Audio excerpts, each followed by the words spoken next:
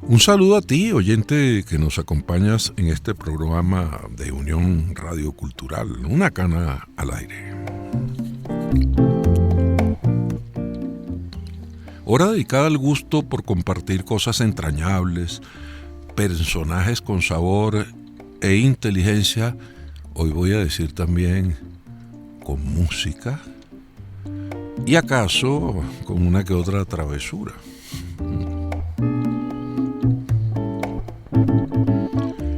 Giancarlo Caraballo está en el control de sonido de la estación, Ana Karina Fajardo en el apoyo de coproducción, investigación, con su certificado de locución número 58.919, y quien les habla, Federico Pacanins. Certificado de locución 8761, con nuestra cana al aire del día de hoy, dedicada a un nombre muy especial en la música contemporánea, y más si esa música contemporánea se refiere al jazz. Miles Davis nació el 26 de mayo de 1926 en ese sector y estados que se llaman Middle West dentro de los Estados Unidos, donde está Illinois, Missouri, y sus padres eran una clase media alta, cosa que no era muy normal en los Estados Unidos de ese tiempo, ya que la raza negra no estaba supuesta a tener puestos de mucha estatura en la ciencia, en la medicina, en la economía, pero el padre de Miles Davis sí. Y cuando uno dice Miles Davis, ya inmediatamente aparece el hombre que definió lo que era el concepto de vanguardia. ¿Dónde se va hacia adelante? Eso es la primera idea que se tiene de un vanguardista. Una persona que abre caminos, que no se conforma con lo que ya tiene, que quiere liderar, es decir, estar en la punta de la lanza. Y en el caso de Miles Davis lo hizo a través de su destreza como trompetista, pero sobre todo como hombre de reflexión y de acción dentro de las artes. Hacia allá vamos en este programa, que debe comenzar por el comienzo, por el Davis jovencito de los años 40 del siglo pasado, que era capaz de tocar con Charlie Parker. Hola, hola, estimado oyente. Ahora te saluda Ana Karina Fajardo por aquí para darte la bienvenida a esta edición de hoy de Una Cana al Aire que, como comentó Federico hace unos minutos, suena al ritmo del estadounidense Miles Davis, ese trompetista, compositor y jazzista. Y más allá que solo rememorar sus temas más icónicos en el centenario de su nacimiento, hoy con este programa queremos resaltar el hecho de que Davis fue eso que se conoce como la quinta esencia de la vanguardia musical, el extracto más puro, el éter de la vanguardia musical. Y es que no es un secreto que para ser vanguardista hay que aprender de lo que ya existe, pero también codearse con los mejores. Y es por eso que, como comentaba antes Federico, a finales de la década de los 40, un joven Miles Davis de tan solo 21 años ya era miembro fijo del quinteto del saxofonista Charlie Parker, junto a quien participó en algunas de las grabaciones más famosas de la historia del bebop, ese subgénero del jazz que resultó ser en su momento un sonido sumamente revolucionario por su tempo rápido, su armonía compleja, el uso de la improvisación en sus piezas. En su versión original. Eso es lo que llaman un estándar en jazz. Los jazzistas muchas veces se sirven de un tema para improvisar y para rehacerlo una y mil veces. Es la música clásica. Bien decías tú, finales de los 40, un Miles Davis de 20 años. Ya él había estado en orquestas de swing en St. Louis, Missouri, donde también estudiaba y donde en algún momento tuvo también choques con el padre, porque el padre quería que fuese un profesional de otra cosa que no fuera la música. Pero, qué va, las ondas lo llevaron a Nueva York, el hombre estudió y la Donna Lee quedó como un clásico de esos tiempos. Además, le había heredado la silla Dizzy Gillespie, un gran virtuoso del jazz. Nada más y nada menos. Y aquí hay algo sumamente resaltante dentro de todo lo que hemos comentado, que es el hecho de ser vanguardista. Y hasta qué punto para ser vanguardista uno tiene que codearse con los mejores y aprender de lo que ya existe, porque se podría llegar a pensar que para inventar algo nuevo hay que, no sé, salirse de una caja, pero ajá, ¿cuál es la caja? ¿Qué hay en la caja? No se puede ignorar lo que ya se ha hecho, más bien hay que aprender de eso y darle la vuelta de alguna manera. Y eso fue algo que sin duda Miles Davis hizo a lo largo de su carrera.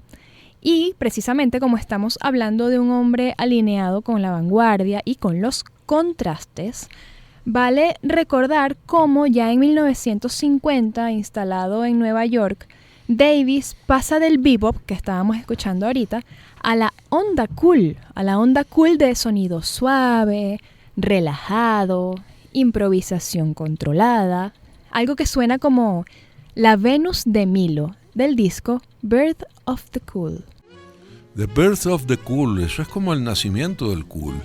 ¿Y qué dirías tú que significa cool en general, ¿no? Si uno tuviese que traducirlo? Algo chévere, algo genial, buena onda. Pero no necesariamente frío, ¿verdad? No había pensado en frío. Creo que es todo lo contrario en esta oportunidad. Es algo cálido en el sentido de que abarca, que lo tranquiliza a uno. Hay una leyenda en la grabación de este disco porque Davis utilizó el talento de grandes jazzistas de su generación, pero blancos. Entonces Jerry Mulligan, que era un saxofonista barítono de primer orden, casi parecía un escocés en cuanto que era pelirrojo y de tez muy blanca. Lee Konitz, de ancestro judío también. Y entonces la comunidad negra le dijo, tú estás traicionándonos a nosotros, porque ¿por qué están ellos cuando hay saxofonistas altos y otras competentes? Y Davis le dijo, lo que pasa es que se está buscando el que mejor y más puede. Jerry Mulligan haciendo un solo, por ejemplo. Finales de los 50 todo el mundo, comienzo de los 50 todo el mundo quería tocar cool, así como Miles Davis. Y entonces, creo que Miles Davis tenía el talento para reunir talentos. O sea, el talento para reunir a otras personas con talentos y codearse con los mejores, tanto así que su influencia como trompetista cool fue reconocida alrededor del mundo, incluyendo, señores, este país en el que nos encontramos, incluyendo Venezuela, cuando, por ejemplo, el legendario trompetista Rafael El Gallo Velázquez lo tomó como inspiración. Y lo que no era poca cosa, porque Velázquez fue uno de nuestros músicos más virtuosos por su inconfundible sonido de jazz latino y música caribeña. Pero, por un momento, volvamos al bebop con Charlie Parker. Y, estimado oyente, si quieres pruebas de esto que te comento, basta con prestarle atención a lo que estamos escuchando de fondo para notar esa gran influencia de Miles Davis sobre Rafael El Gallo Velázquez, escuchando nada más y nada menos que Yardbird Suite. Velázquez, Rafael El Gallo Velázquez era un personaje también nacido, creo que en 1930, o sea, contemporáneo absolutamente de Miles Davis y de lo que había sido esa onda cool y que había tocado en todas las orquestas venezolanas. Luis Alfonso Larraín había hecho pasantías también con Belisario, con Billo, con todo el mundo. Y su interés en el jazz estaba en que tenía lo que llaman el alma cantable. Es decir, si uno escucha un solo de El Gallo Velázquez, inmediatamente va a identificar que está buscando una melodía derivada de las armonías de lo que él está haciendo, ¿no? Entonces, como una melodía paralela. Esa es una forma de improvisar que tenía también Stan Getz, Chet Baker, pero que Miles Davis decía también, hay que buscar las notas precisas y no andar haciendo figurines y escalas instrumentales que no llevan a nada. La improvisación también tiene su orden y su técnica, ¿no? La improvisación viene de la comprensión melódica, armónica y rítmica de lo que se está haciendo. Sin eso, ¿qué vas a estar improvisando? Aplica para cualquier arte, para cualquier ámbito. Estás inventando, que es distinto que improvisando. Estás lanzando flechas. Por cierto, esa sesión es en algún momento de los años 90 del siglo pasado, imagínate, no dice el siglo pasado, y ha estado Olegario Díaz al piano. ¿Y qué pasaría si ahora nos trasladamos a ese Miles Davis que se fue al contexto europeo? Porque sí, como líder de quintetos, él viajó a Europa y se relacionó con la cantante y actriz francesa Juliette Gréco, pero también cayó en ciertos vicios por allí. Y ya a sus 30 años, alrededor de 1956, grabó una balada con un aditamento que le dio una nueva perspectiva al sonido de la trompeta. ¿Cuál será, Federico? Algo que llaman el Harmon Mute y que tiene un sonido muy especial. Está queriendo casi hacer de la trompeta un saxofón dulce, ¿no? Porque es lo que llaman una sordina. Y entonces no quiere que la trompeta suene como una campana, un llamado, un grito de guerra o algo así. ¿Quieres que te cuente el cuento de ese Round Midnight? Por favor, claro que sí. A mediados de los 50,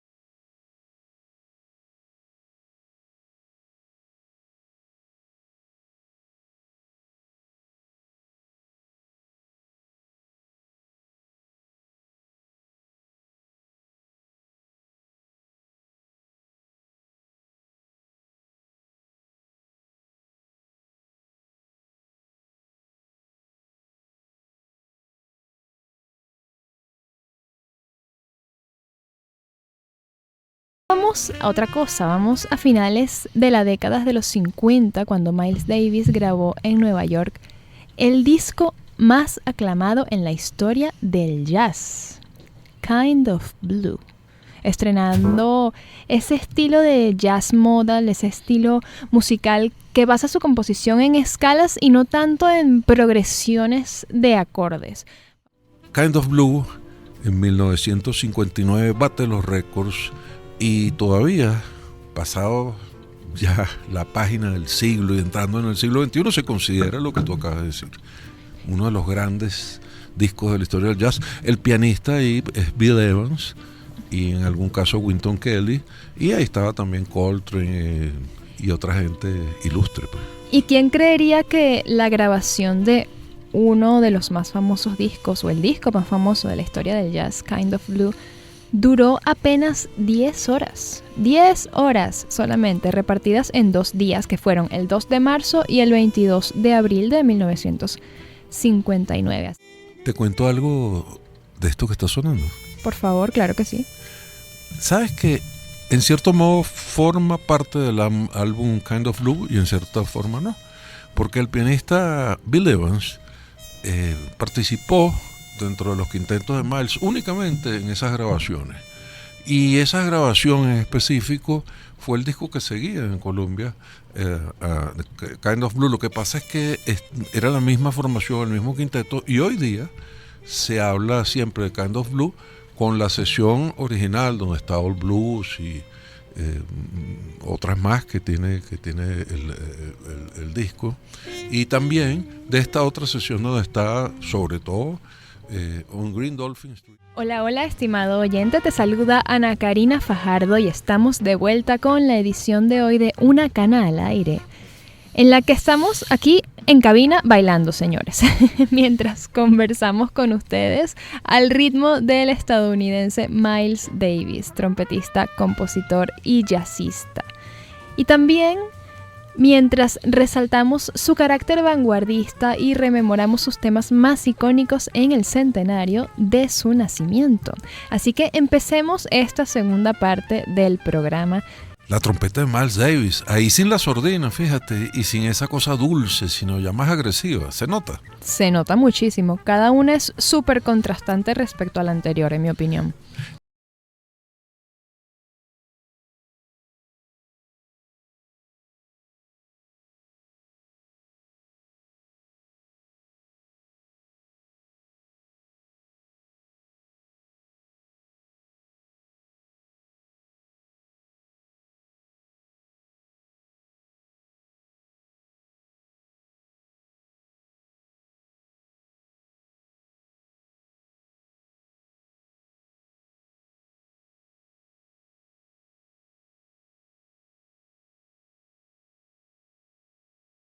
Onda porque quería demostrar que no era tan limitado como trompetista como lo habían criticado, porque decían que, bueno, Gillespie era un fenómeno haciendo Maynard Ferguson, el mismo Freddie Hubbard, Lee Morgan, pero él también podía, sí, claro, y podía armar quintetos agresivos y quintetos que iban hacia adelante. Y una vez más hacemos énfasis en ese talento de Miles Davis para reunir talentos, para rodearse de gente con dones musicales en este caso. Y por eso es que se logró todo lo que se logró.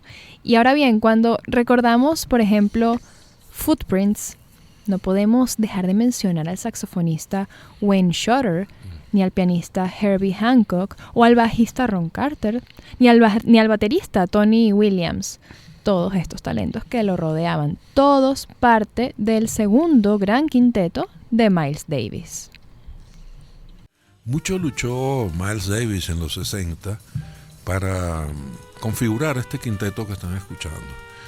Tony Williams en la batería no daba, digamos, un ritmo evidente, sino que lo iba dibujando a través de platillos y de ciertos acentos.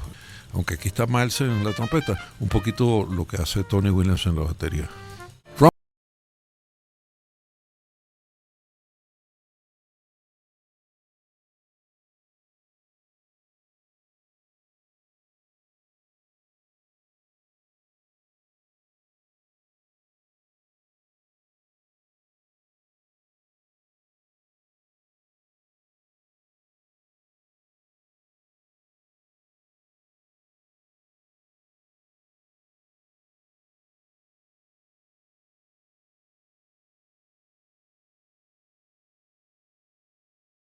Abstracta, intelectual, pide atención, eso no lo puede poner ustedes por ahí, ponerse a conversar de otra cosa, sino, bueno, nosotros estamos conversando arriba de ella porque estamos tratando de la misma cosa.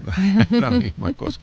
Y Wayne Shorter era saxofonista y él luchó muchísimo por convencerlo para que viniera a su grupo a exponer composiciones de él porque le gustaba la onda que tenía.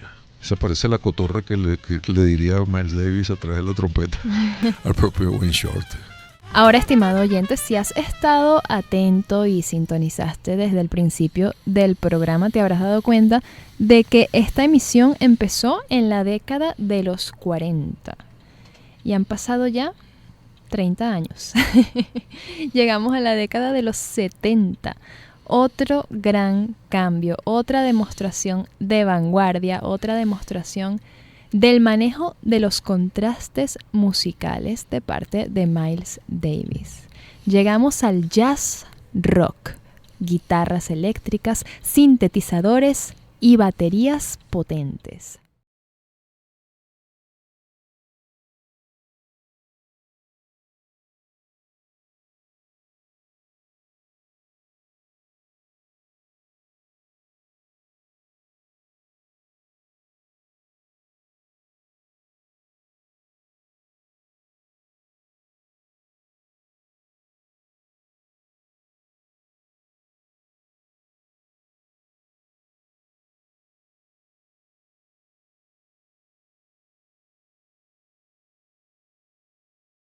Sé que la guitarra decía right off, right off, right off. Entonces dijo, tengo que cambiar. Y como cambiar es la consigna de él, vamos a ver cómo mezclamos la onda jazz con la onda rock. Y donde yo pueda tocar trompeta utilizando microfonía y electricidad full. El hombre empezó a boxear, imagínate.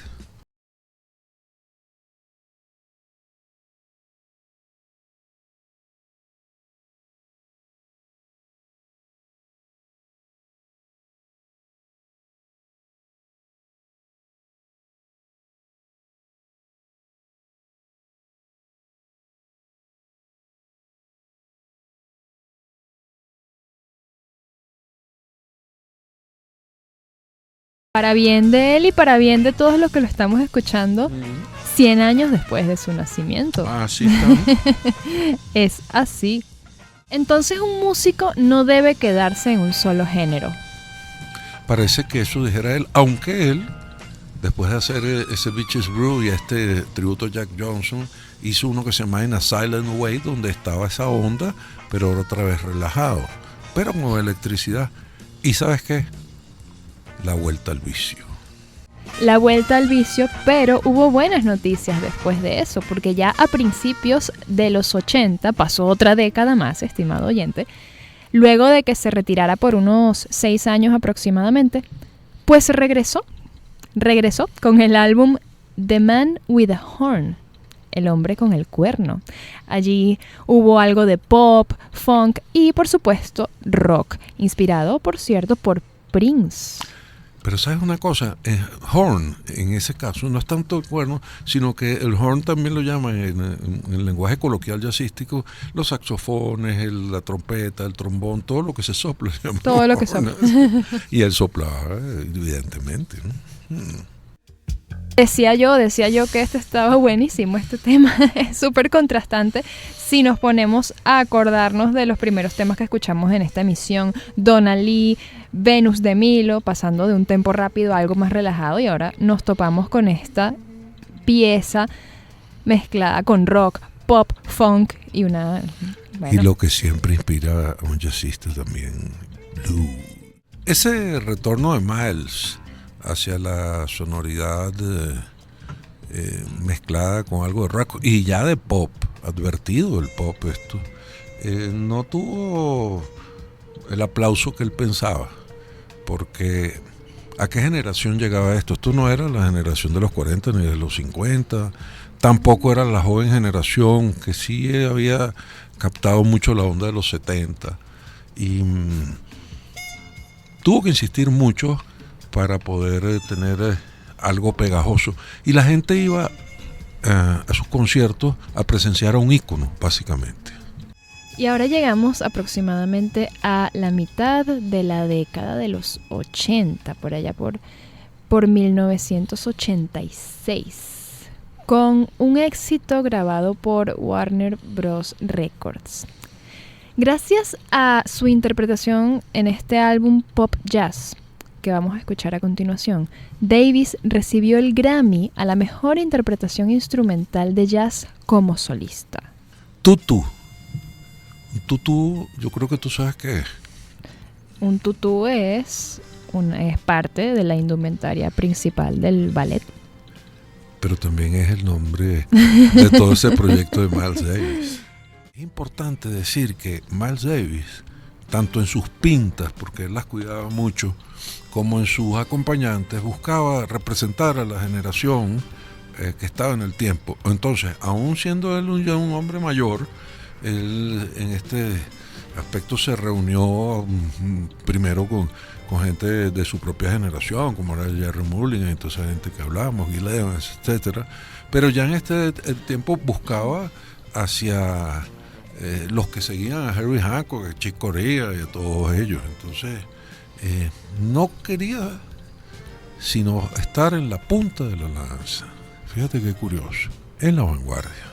Ahora ha llegado el momento, estimado oyente, de ir dándole cierre a este programa musical, a este programa en conmemoración al centenario de Miles Davis, quien por cierto falleció en el 1991, el 28 de septiembre específicamente. Y no hay mejor manera que darle cierre a esta emisión que hacerlo agradeciéndote por tu sintonía y también recordando, por supuesto, aquel concierto en Suiza que ofreció Miles Davis en el 91, año de su fallecimiento, de la mano de Quincy Jones, rescatando los arreglos de Gil Evans que mencionamos antes. Ese concierto tiene una historia. Él nunca había querido ver hacia atrás, sino siempre iba hacia adelante. Él decía, mira, toca el blues, del Kind of Blues, o vamos a hacer la Venus de Milo, cosas que hemos escuchado en esta hora de él. Y él decía, yo voy hacia adelante. Por fin accedió. Algo le decía que era el momento de cerrar el lacito. Y lo hizo con los viejos arreglos de Gil Evans, y se los entregó ni más ni menos que a Quincy Jones en el Festival de Jazz de Montreal en Suiza, que es famosísimo. Y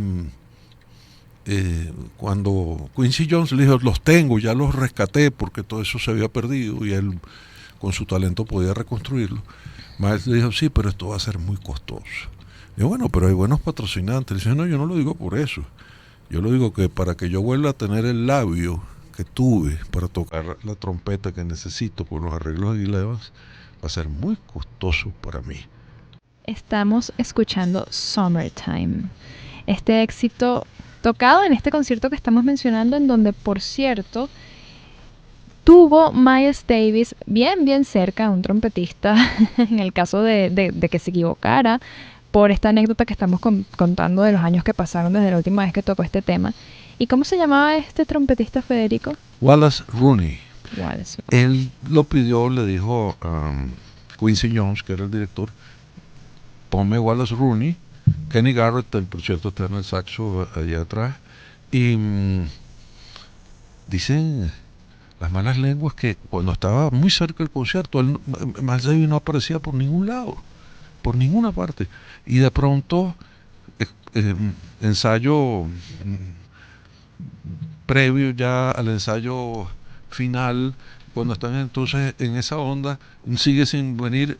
Wallace Rooney se sabía todas las partes de Miles Davis. Afortunadamente. No, y de pronto, en ese ensayo definitivo, apareció. Con la trompeta la sacó. De un modo amable dijo la buenas tardes, porque él no era un tipo tan simpático tampoco. Y tocó el concierto. Y de las pocas veces que aparece él en escena, eso lo pueden ver de pronto en YouTube, o lo puedes ver tú, amigo oyente, y captar el sentido de jolgorio que él tenía de poder volver a hacer eso. Ahí va. Un ejemplo de la quinta esencia, del extracto más puro, del éter de la vanguardia musical, es y ha sido Miles Davis, y eso creo que lo hemos comprobado bastante bien en la emisión de este programa, 100 años de Miles Davis. Muchísimas gracias por acompañarnos, estimado oyente, y te recordamos que vas a poder disfrutar de este programa y de todas nuestras emisiones a través del canal de YouTube de Unión Radio Cultural.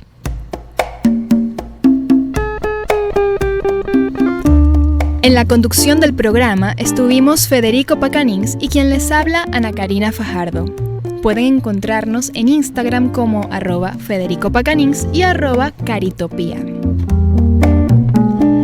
Este programa es posible gracias al equipo conformado por Gitanjali Suárez, Inmaculada Sebastiano, Melanie Pieruzzi, Carlos Javier Virgües y Giancarlo Caraballo. Recuerda que nos puedes seguir en Instagram como @_lacultural. También puedes seguir la transmisión en vivo en www.mundour.com. Gracias por acompañarnos en la edición de hoy de Una Cana al Aire, un espacio para la cultura urbana. Hasta la próxima.